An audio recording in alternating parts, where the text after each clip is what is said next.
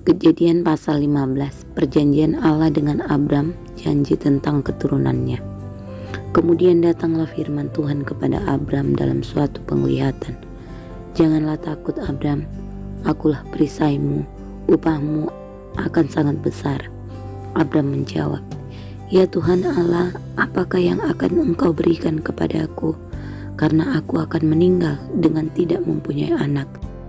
Dan yang akan mewarisi rumahku ialah Eliezer, orang Damsyik itu. Lagi kata Abram, engkau tidak memberikan kepadaku keturunan, sehingga seorang hambaku nanti menjadi ahli warisku. Tetapi datanglah firman Tuhan kepadanya demikian, orang ini tidak akan menjadi ahli warismu, melainkan anak kandungmu, dialah yang akan menjadi ahli warismu. Lalu Tuhan membawa Abram keluar serta berfirman, coba lihat ke langit, hitunglah bintang-bintang, jika engkau dapat menghitungnya. Maka firman-Nya kepadanya, demikianlah banyaknya nanti keturunanmu.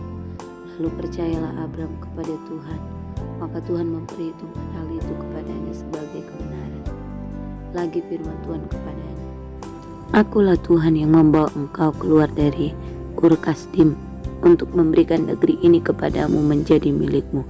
Kata Abram, ya Tuhan Allah, dari manakah aku tahu bahwa aku akan memilikinya? Firman Tuhan kepadanya, ambillah bagiku seekor lembu betina berumur 3 tahun, seekor kambing betina berumur 3 tahun, seekor domba jantan berumur 3 tahun, seekor burung tekuk, dan seekor anak burung merpati. Diambilnyalah semuanya itu bagi Tuhan, dipotong 2, lalu diletakkannya bagian-bagian itu, yang satu di samping yang lain, tetapi burung-burung itu tidak dipotong 2. Ketika burung-burung buas hingga pada daging binatang-binatang itu, maka Abram mengusirnya.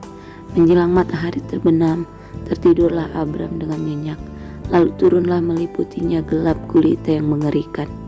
Firman Tuhan kepada Abram, ketahuilah dengan sesungguhnya bahwa keturunanmu akan menjadi orang asing dalam suatu negeri yang bukan kepunyaan mereka, dan bahwa mereka akan diperbudak dan dianiaya 400 tahun lamanya.